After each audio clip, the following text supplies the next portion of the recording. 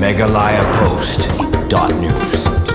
Laingut kiri ramba nagasinong baridwa haribhai kibakantup yuba Yohanes Narleng nangtau ba Augustin Nongrum ba Alex Narleng mendang sing glalej mantap kerteng ha office usim ka hima mulim kata na banta banyakun ne kakam rangba sinong ha baridwa raj marbet ha baidei bakte jingle thep kerteng da kite laingut kiri ramba nagasinong baridwa u menteri korwar sado u badai pej yak tanan ilaka ulong ba kikot kisla jong barok kite laingut kibalali bantap kerteng kide gibabiang bat kibala don hok banyakun na banta kakam rangba sinong ha po kate sinong Susu ulong ru bakakam banjir rangba sinong habaridwa kadika kam kebalasa teng la bun snem namar la shubo acting rangba sinong klem rangba sinong bapura kamta kepala pelong ya ka office usim bak darbar bakin chimkia ya karai bakin pelong no ya jingjir rangba sinong habaridwa ulong ru baya katarik na kamta kakam banjir rangba sinong habaridwa ka office usim ka hima muliam kan sapan bana hakini ki khindat singi wan hagabai par kalyang menteri korwar sado la pentip ru bakitu gibala pendem ya jingjap kerteng ka ba mentar singi ha office usim ka hima mulim bat ki bakwa no banweng no yaladi na ketika kam banyak konong bakšnong bakila banweng yaladi da ka ba wan mi shaka office usim ka hima mulim ha ka arpa tarik naitung hadu ka por lai bji janmin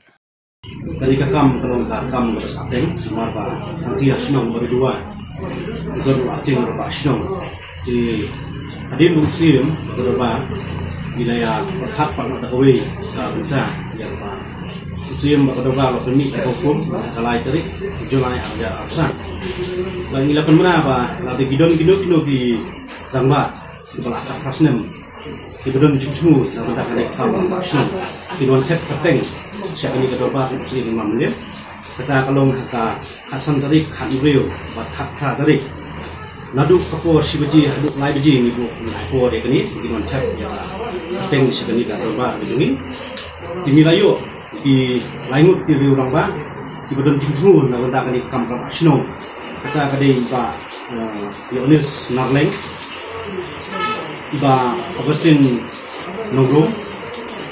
Pak Alexius Narleng. Ini dilainut di Rangba, di lawan Bantet ini ikut kisah ini berdoa usia malam. But mendak kesini kat kue dari di labu Pak yang ketiga seni bangin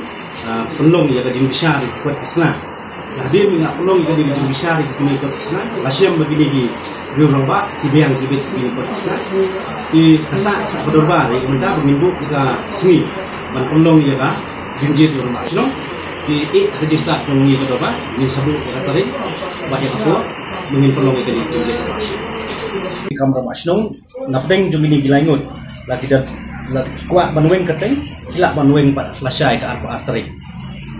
lasai oh hakapor sibaji kani pelong por sibaji megalayapost.news.